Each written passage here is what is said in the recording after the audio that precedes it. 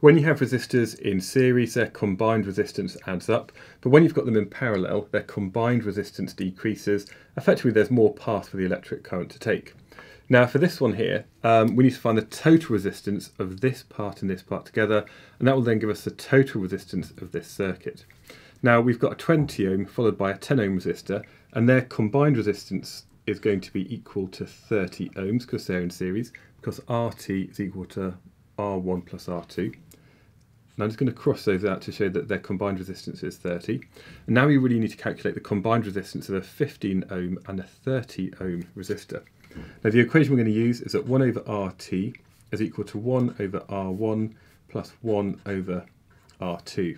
Just for convenience sake, I'm going to say that this is resistor number 1, and this combined resistance of 30 is our second resistor.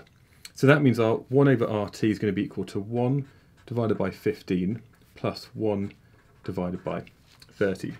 So I'm going to go straight to the calculator. I'm going to put in some brackets here. So 1 divided by 15 plus 1 divided by 30, close brackets.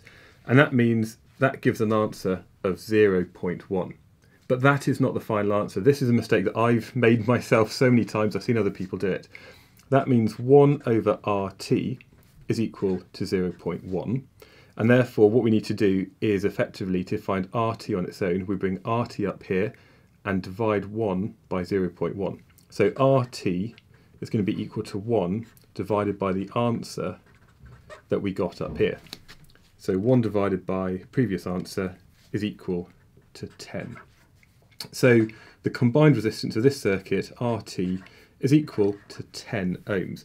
And that seems about right, because that's 15 and that's 30. The combined value is going to be less than either of those values, and therefore it's going to be a bit less, which is equal to 10 ohms.